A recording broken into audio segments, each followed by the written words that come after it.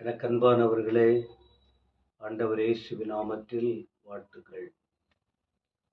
ஆண்டவருடைய கிருபையினால் மத்தேயு 26ஆம் அதிகாரத்தில் உள்ள ஒரு சம்பவத்தை கடந்த 25 நாட்களாக நாம் ஆண்டவருடைய வார்த்தைகளை தியானித்து கொண்டிருக்கிறோம். இன்றைக்கும் அந்த சம்பவத்தில் உள்ள ஒரு வார்த்தை உங்களுக்கு குறிப்பிடுகிறேன். எப்படியாயினும் ஆண்டவருடைய அன்பை நீங்கள் புரிந்து கொள்ள வேண்டும். இதை வாசிக்கிறவர்கள், இதை கேட்கிறவர்கள் உணர்ந்து ஆண்டவர் எப்படி இங்குள்ள வார்த்தைகளை சொல்லிக் கொடுக்கிறாரோ அதை ஏற்றுக்கொண்டு ஒரு நல்ல நிலையில் உருவாக வேண்டும் என்று இந்த வார்த்தைகளை உங்களுக்கு நாங்கள் அறிவித்துக் கொண்டிருக்கிறோம். மத்தேயு 26ஆம் அதிகாரம் 13ஆம் வசனம். இந்த சுவிசேஷம் உலகத்தில் எங்கெங்கே பிரசங்கிக்கப்படுமோ அங்கங்கே இவளை நினைப்பதற்காக இவள் செய்ததும் சொல்லப்படும் என்று மெய்யாகவே உங்களுக்கு சொல்லுகிறேன் என்றார். இந்த வார்த்தைகளை நீங்கள் கவனியுங்கள். இந்த சுவிசேஷம், எந்த சுவிசேஷம்? சுவிசேஷம் என்ற தலைப்பில் ஏராளமான வார்த்தைகள் உண்டு வேதாகமத்தில். இந்த வேத பகுதி இது ஒரு சுவிசேஷ புத்தகம். சுவிசேஷம் என்ற தலைப்பின் அடிப்படையில் ஏராளமான வார்த்தைகளை சொன்னாலும் குறிப்பாக இந்த 4 பழைய ஏற்பாட்டில் கடந்து புதிய ஏற்பாடு வரும்போது மத்தேயு, மார்க்கு, லூக்கா, யோவான், இந்த 4 புத்தகமும் சுவிசேஷ புத்தகங்கள் என்று அழைக்கப்படுகிறது. 4 பேர் இதை எழுதியிருக்கிறார்கள். அவரவர்களுக்கு கொடுக்கப்பட்ட வெளிப்பாடுகள், விளங்கி கொண்ட காரியங்கள், ஆண்டவர் கொடுத்த காரியங்களை, அந்த சம்பவங்களை எழுதும்போது இந்த 4 சுவிசேஷ புத்தகத்திலும் இது சுவிசேஷ புத்தகம் இதிலே எழுதப்பட்டிருக்கிறது. இப்போ ஆண்டவர் இங்கு சொல்லுகிறார் இந்த சுவிசேஷம். அப்போ எந்த சுவிசேஷம் அப்படின்னு வரும்போது இங்கே ஒரு பெண்ணை பற்றி சொல்லுகிறார். அவள் செய்த செயல்கள், அவளுடைய நற்கிரியைகள், ஜனங்கள் நடுவில் அவள் பட்ட பாடுகள், எந்த அளவுக்கு எல்லாவற்றையும் தாங்கிக் கொண்டு சகித்து கொண்டு அவள் நல்ல செயலை செய்தாள். நல்ல காரியத்தை சொல்லும்போது ஜனங்கள் பாராட்டுவார்கள், எல்லாருக்கும் அதை சொல்லுவார்கள். சிலர் சொல்லுவாங்க, பாருங்க, நல்லதை எங்ககிட்ட சொல்லுங்க, நல்ல மன்னித்து கொள்ளுங்கள், நல்லதை மற்றவங்கிட்ட சொல்லுங்க, கெட்டதா இருந்தா எங்ககிட்ட சொல்லுங்க, நாங்க திருத்தி கொள்ளுகிறோம். இது ஒரு நல்ல சிந்தனை உள்ளவர்கள் சொல்லுகிற வார்த்தை. இங்க ஆண்டவர் சொல்றாரு, ஒரு பெண்மணி நல்ல காரியத்தை செய்திருக்கிறார். இது அது ஒரு நல்ல செய்தி. சுவிசேஷம் என்றால் என்ன? இந்த சுவிசேஷம் என்றால் என்ன? ஒரு நல்லதொரு செய்தி.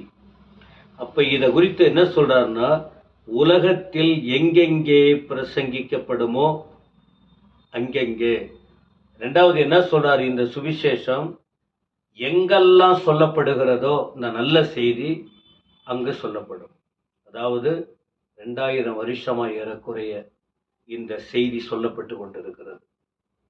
இந்த வார்த்தையை இன்று உங்களுக்கு அறிவிக்கிற நான் கூட 40 வருஷத்துக்கு மேல, வருஷத்துக்கு ஒரு முறையாவது இந்த சம்பவத்தை மற்றவர்களுக்கு சொல்லாமல் இல்லை.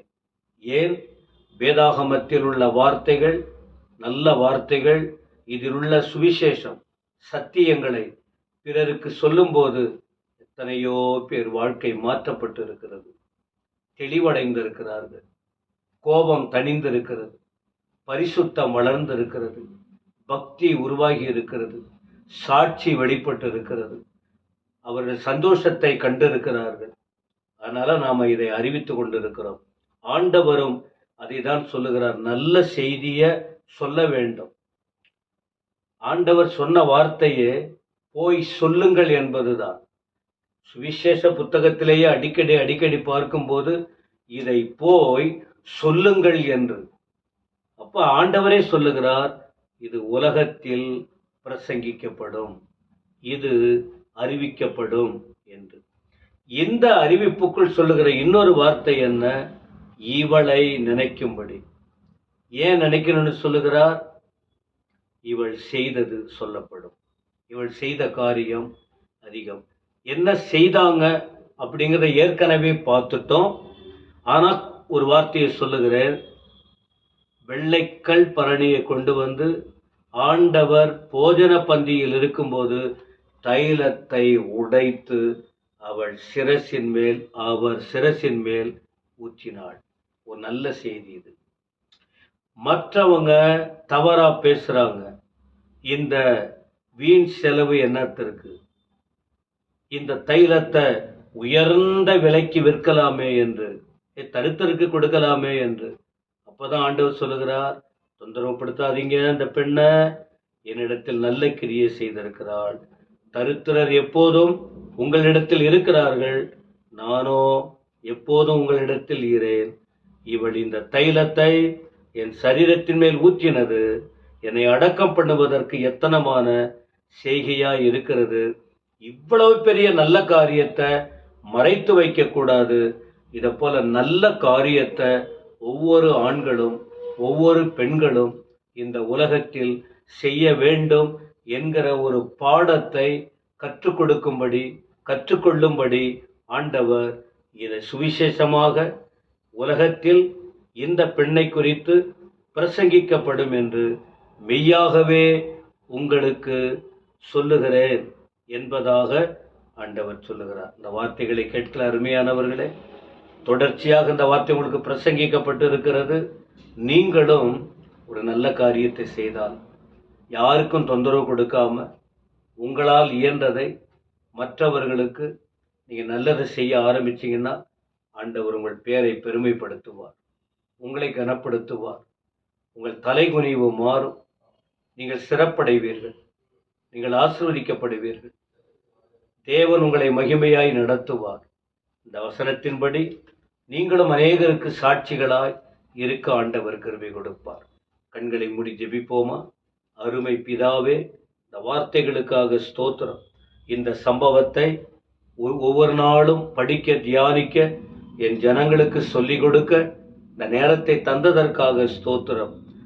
நாங்கள் உமக்காக எது செய்கிறோமோ அது அநேகருக்கு சாட்சியாய் சொல்லப்படும். தீமை நாங்கள் செய்ய வேண்டாம், நல்லதை செய்ய மற்றவர்களை உற்சாகப்படுத்த கிருபை தாரும். துதிகன மகிமை நீர் ஏற்றுக்கொள்ளும். இயேசு கிறிஸ்துவின் நாமத்தில் வேண்டிக் கொள்ளுகிறோம் நல்ல பிதாவே. ஆமேன், ஆமேன்.